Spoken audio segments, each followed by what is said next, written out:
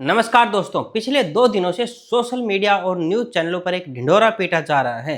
भारत अब पेट्रोल मुक्त हो जाएगा, किसानों की चांदी होने वाली है।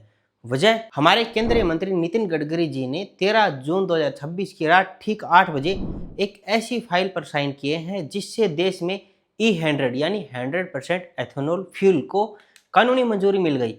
दावा किया जा रहा है कि यह भारत का गेम चेंजर कदम है। लेकिन रुकिए, क्या मुख्य धारा का मीडिया आपको इस सिक्के का दूसरा पहलू दिखा रहा है? क्या आपको पता है कि जिस E100 को अमृत बताकर परोसा जा रहा है वो आपकी गाड़ी के इंजन के लिए जहर साबित हो सकता है?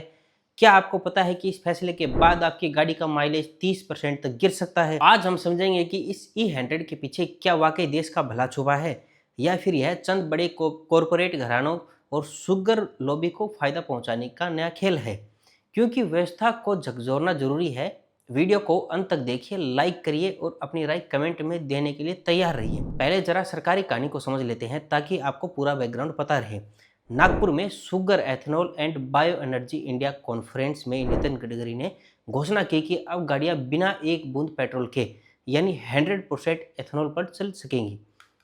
मारुति सुजुकी, टोयोटा, हुंडई और हीरो मोटरकॉर्प जैसी कंपनियां पहले ही फ्लेक्स फ्यूल गाड़ियां लाने की रेस में दौड़ रही हैं। सरकार का तर्क बिल्कुल सीधा है। भारत हर साल करीब 22 लाख करोड़ का कच्चा तेल विदेशों से आयात करता है। अगर हम अपने देश में गन्ने, मक्के और चावल से एथेनॉल बनाकर गाड़ियों में डालने लगेंगे तो यह 22 लाख करोड़ देश में ही बचेंगे।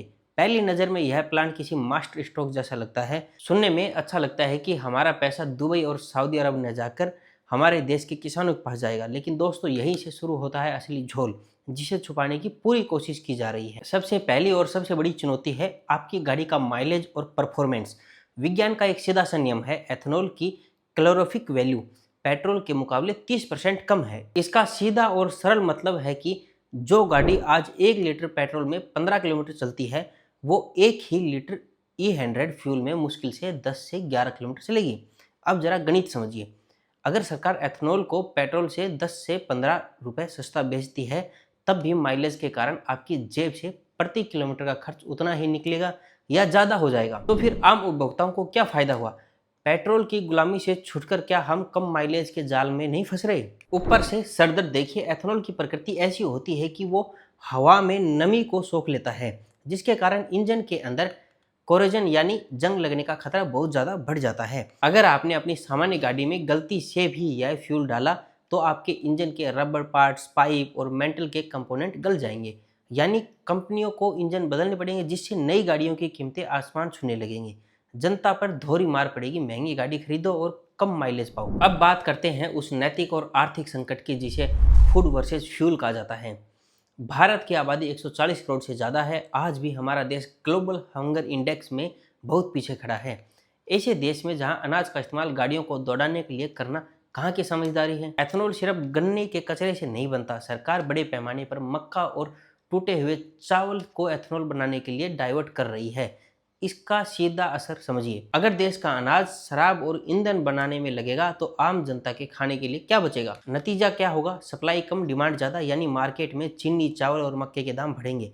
पशुओं के चारे के लिए इस्तेमाल होने वाला मक्का अब ईंधन में जाएगा तो दूध और डेयरी प्रोडक्ट्स भी महंगे हो जाएंगे। क्या यह सरकार को दिखाई नहीं दे रहा? गाड़ियों को हवा साफ देने के चक्कर में क्या हम गरीबों के निवाले पर डाका डालने की तैयारी कर रहे हैं? तीसरा और सबसे बड़ा झूठ जो आपको परोसा जा रहा है वह है इथेनॉल एक ग्रीन फ्यूल है और इससे पर्यावरण बचेगा। चलिए इसी ग्रीन फ्यूल के पीछे का डर्टी सच उजागर करते हैं। लाइफ साइकिल एनालिसिस की बात करने वाली सरकार क्या यह भूल गई कि 1 लीटर एथेनॉल बनाने के लिए लगभग 2500 से 3000 लीटर पानी की जरूरत होती है। भारत में एथेनॉल का सबसे बड़ा जरिया है गन्ना, और गन्ना एक ऐसी फसल है जिसे सबसे ज़्यादा पानी चाहिए होता है। उत्तर प्रदेश और महाराष्ट्र के जिन इलाकों में चीनी मिलें और एथेनॉल प्लांट्स धड़ल्ले से लग रहे हैं वहाँ ग्राउंड वाटर पहले ही खतरनाक स्तर से नीचे जा चुका है। गाड़ियों के साइलेंसर से थोड़ा कम धुआं निकालने के चक्कर में हम अपनी धरती का पूरा पानी सोख रहे हैं। आने वाली पीढ़ियों को हम साफ हवा तो दे देंगे, लेकिन पीने के लिए पानी कहाँ से लाएंगे? क्या प्यासे रहकर गाड़ियां घुमाना ही असली विकास है? चौथी और सबसे कड़वी हकीकत, यह पूरी पॉलिसी किसके इशारे पर और किसके फायदे के लिए बनाई जा रही है? सरकार कहती है कि इससे किसानों की आय बढ़ेगी, लेकिन जमीन पर जाकर देखिए भारत का कौन सा किसान अमीर हो रहा है?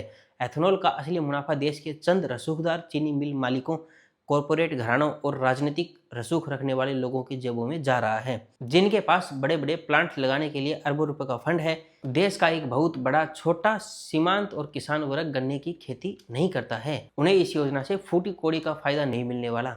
यह पॉलिसी किसान कल्याण के मुखौटे में लिपटी हुई कॉर्पोरेट कल्याण की योजना ज्यादा नजर आती है। विदेशों पर तेल की निर्भरता कम करना एक अच्छा विचार है, लेकिन इसके लिए बिना सोचे समझे, बिना इंफ्रास्ट्रक्चर के, बिना पर्यावरण के विनाश का आकलन किए जल्दबाजी करना आत्मघाती है। अभी तक तो देश के सभी पेट्रोल पंपों पर E20 की सही सप्लाई चेन नहीं बन पाई और कागजों पर E100 के ख्वाब बेचे जा रहे हैं। अगर सरकार वाकई प्रदूषण और कच्चे तेल का इंपोर्ट कम करना चाहती है तो उसे इथेनॉल जैसी पानी सोखने वाली तकनीक के बजाय सीधे पब्लिक ट्रांसपोर्ट, सोलर एनर्जी और इलेक्ट्रिक व्हीकल्स के सॉलिड इंफ्रास्ट्रक्चर को मजबूत करने पर ध्यान देना चाहिए था। अब फैसला आपकी अदालत में है।